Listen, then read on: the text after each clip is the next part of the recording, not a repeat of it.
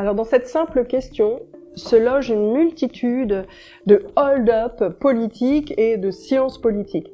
L'humiliation, c'est un sentiment que seul un être humain peut ressentir, en aucun cas un État. Ce qu'essayent de faire les dirigeants russes qui, à l'heure actuelle, parlent de l'humiliation de la Russie, c'est de donner un nom à un sentiment qui a été éprouvé par une génération de soviétiques, au-delà même de la Russie, mais ils se concentrent sur leurs citoyens actuels,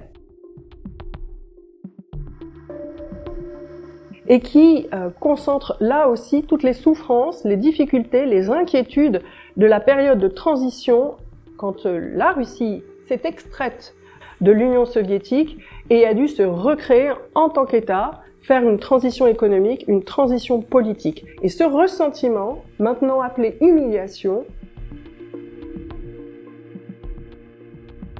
plutôt que d'y faire face en interne et de devoir justifier de l'échec de l'Union soviétique qui a mené à sa disparition, les dirigeants actuels lui trouvent une origine à l'étranger, ce serait l'Occident, qui aurait causé la disparition de l'URSS et humilié la Russie quand celle-ci s'est retrouvée dans la crise économique qui a suivi.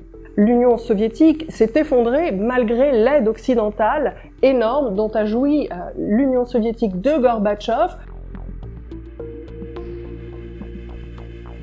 Dans ces années, il faut se rappeler que l'Europe et les États-Unis sont en proie à ce qu'on appelle une gorbimania. Nous aidons l'Union soviétique à se réformer, trop heureux de la voir peut-être sortir de postures de confrontation avec l'Occident.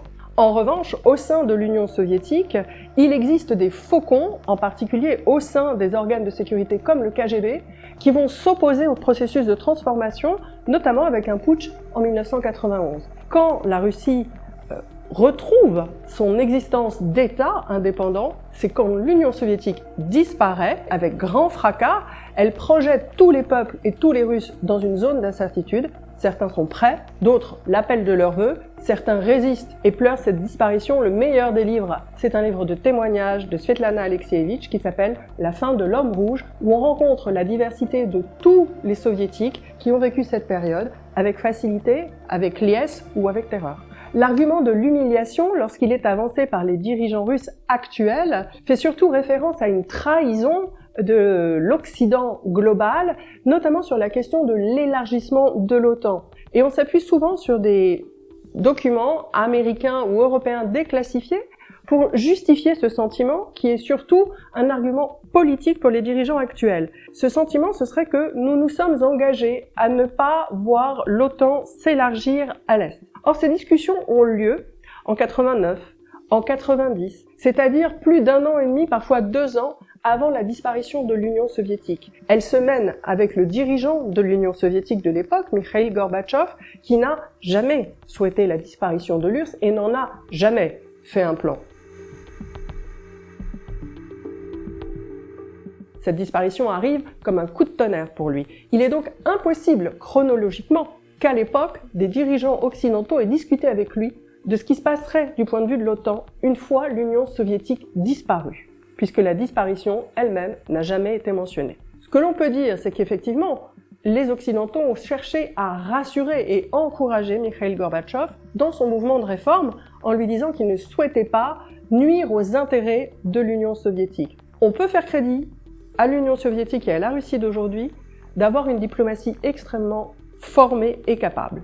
Les diplomates ne s'appuient que sur des documents signés, les seuls qui font loi et qui font référence dans un domaine du droit international. Les promesses orales n'ont aucune valeur et jamais un dirigeant russe ne s'appuierait sur celles-ci pour déterminer sa politique. Le troisième point qui est souvent évoqué dans la question de l'humiliation, c'est celle d'une tromperie ou d'une aide insuffisante à la Russie qui renaît.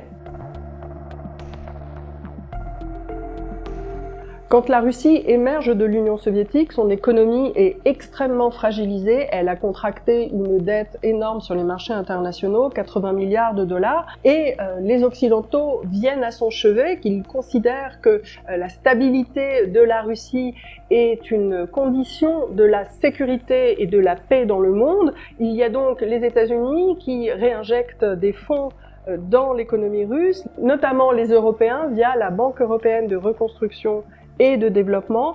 Jacques Attali lui-même plaide pour qu'on lui donne l'autorisation de prendre plus de risques pour aider de manière plus significative encore la Russie, qui va bénéficier de montants records d'aide internationale de la part du G7, de la part du Japon, des Européens qu'on a mentionnés au titre de la BERD, mais aussi individuellement en tant qu'État. Des dizaines de milliards de dollars vont être injectés afin de stabiliser la Russie, qui est encore une puissance nucléaire issue de l'Union soviétique et dont la stabilité est cruciale pour l'ordre international.